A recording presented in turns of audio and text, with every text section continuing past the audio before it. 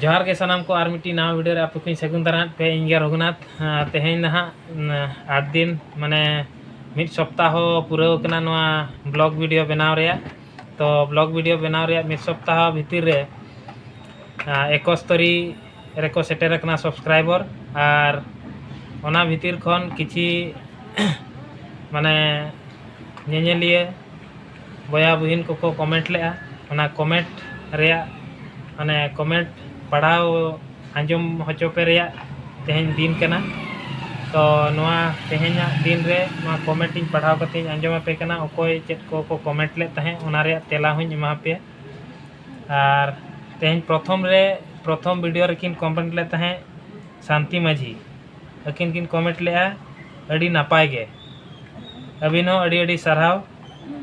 नौकान comment खातिर श्याम सुंदर माझी अड़ी कोड़ा गे तो अबिन हो अड़ी साराव नवा कमेंट लगी ऑनलाइन शंकर अड़ी नपाय अबिन हो अड़ी साराव रुसिका सांताड़ी टुडू रायगर नपाय गे दादा अबिन हो अड़ी साराव बाबू और आर्या सोना ऑफिशियल्स अड़ी नपाय गे नौका गे दिन गे ब्लॉग वीडियो बनाबिन मामो में अड़ी साराव अबिन हो बणजा और Ajit Kumar Singh very nice welcome Ajit Kumar Singh और रामो हेम्ब्रम कंटिन्यू दादा अड़ी साराव महेंद्र हांसदा कंटिन्यू दादा हाँ अबिना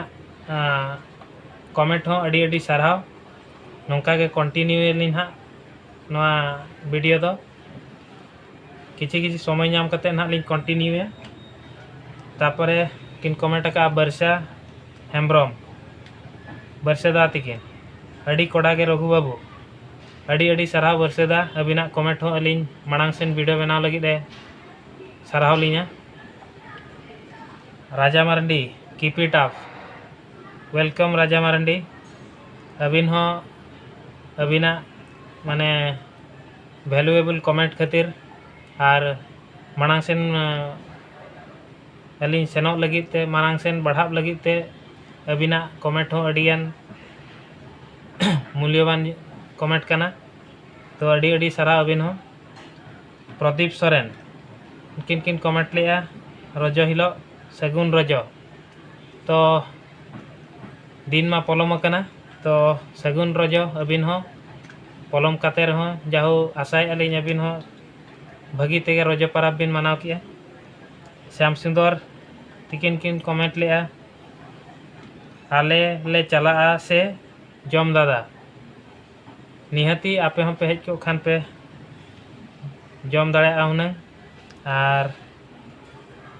अड़ी साराव आपे को जहाँ नौकान कमेंट माने कमेंट पे एम आकार खातिर और रघुनाथ टुडू तिकिन किन कमेंट लिया दादा सुक्री जिल पिठा मा बबिन जम ले दो तो रघुनाथ टुडू बाबू तिकिन ना कमेंट रे तेला दो आले नोडे जहाँ भुवनेश्वर रे दो उनका देसी सुक्री जिल दो बांग नामोआ उनका जहाँ को नामोआ ओना सुक्री जिल दो माने नोते रे को चास कोआ ओना चास माने हाइब्रिड सुक्री जिल दो बाय सिबिला ओना खातिर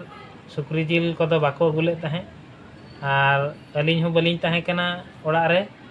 तो जहाँ को अगुले ओना गेलिन जम किया और सुक्री जिल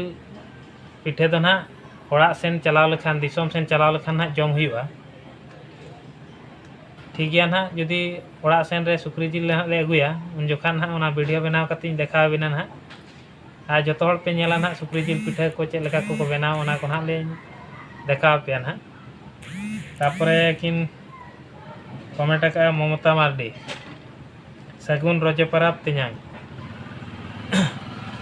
आम हो ममता सगुन रजे परब मा पारम कना तो आशाय इन आम हो रजे परब अड़ी जाक जमक ते मनाव का तापरे नेक्स्ट कमेंट तहें कना गोपबंधु माझी दादा जोहार गे बाबू गोपबंधु अबिन हो अड़ी अड़ी साराव ना कमेंट खातिर महेश मुर्मू आरहों नौका गे वीडियो बनाबिन अबिना कमेंट हो अड़ी रस्के पचोके लिया तो अबिना कमेंट माध्यम ते हो अलिन अड़ीगान रस्के लिन बुझाव किया अबिन हो अड़ी अड़ी साराव नौका गे अलिन हो मांग सेन किछि किछि समय नाम कते लिन सुनाराम बेसरा अड़ी नापाय गे अड़ी नापाय वीडियो दादा उनका गे आपे को माने बेस बेस कमेंट तहन खान इन हो आपे को नवा कमेंट को नेल कते रस्कें बुझेवा रस्के बुझेव लेखान आरो नौका गे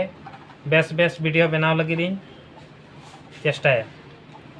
तापरे लास्ट जहाँ जन्मदिन रे कमेंट को एम ले तहें रवि कुमार दिवाकर मुर्मू श्याम सुंदर माझी शांति माझी तो नुकू कहों आपे को कमेंट ले तहें पे सगुन जन्म माहा बाबू बा बेटा कोई को ओकालका पे कमेंट ले तो ओना कमेंट रे हो आपे को अड़ी अड़ी साराव जहाँ फल कि गूगल बेटा हा जन्म बाखरा पे रस्के गे कमेंट पे एम ले तहें तो सगुन दाराम मा तबे नोय नोका कमेंट तहें कना तो नोआ कमेंट माध्यम ते इन अड़ीगान रस्कें बुझाव किया और नौका गे इना नोआ यूट्यूब चैनल रे जोड़ाव तहन पे और ओका करे भूल हुयुक कना ओना कहो कमेंट माध्यम ते जणाविन तावन पे और नोआ कमेंट माध्यम ते भूल ठीक रिया जतो इन बड़ाय दाड़ेया तो ओना भूल ठीक लगी हुई चेष्टाया और नौका गे बेस बेस वीडियो बनाव लगी इन चेष्टाया और आपे को नौका गे जुदी पे कुसिया कान तिया लाइक तीन पे और सब्सक्राइब होचो को पे जहाँ को धरो नेल को उनको कहों जे इन आरो नवा नवा वीडियो इन बनाव लगी तेखान इन हो मोटिवेट दरकार मोटिवेशन तीन दरकार तो उनका गे आपे को जुदी नौका बेस कमेंट तहेना तो मांग सेन आरो अड़ीगान आशा हकईन मांग सेन आरो अड़ीगान वीडियो इन बनाव मा तबे तेहें दो इना गे नवा वीडियो रे दो नेक्स्ट वीडियो रे ना आरो चेक को अगुया ना ओना को आपे परते पे नेल दाड़ेया ना मा तबे कान दो